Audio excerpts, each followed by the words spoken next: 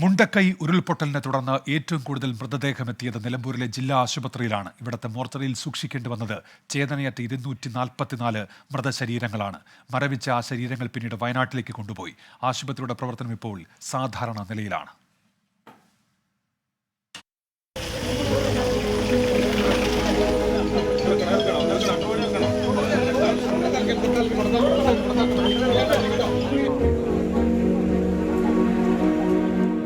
ദുരന്തമുണ്ടായ അന്ന് രാവിലെ മുതൽ രാവെന്നോ പകലെന്നോ വ്യത്യാസമില്ലാതെ നിലമ്പൂർ ജില്ലാ ആശുപത്രിയിലേക്ക് ആംബുലൻസുകൾ ചീറിപ്പാഞ്ഞു വന്നുകൊണ്ടേയിരുന്നു. ആശുപത്രിയിലെങ്ങും ദുഃഖം തളം കെട്ടി നിൽക്കുന്ന അവസ്ഥ.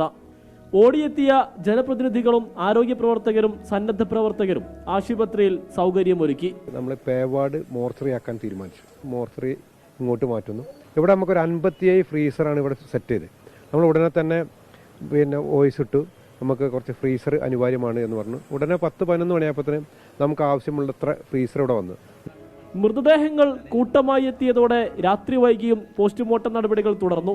ശരീരഭാഗങ്ങൾ ഉൾപ്പെടെ 244 മൃതദേഹങ്ങളും പോസ്റ്റ്മോർട്ടം നടത്തി വയനാട്ടിലേക്ക് അയച്ചു. പോസ്റ്റ്മോർട്ടം ചെയ്യുന്നു, കുളിപ്പിക്കുന്നു, ബോഡിയെ ഉടനെ ഫ്രീസറിലേക്ക് മാറ്റുന്നു.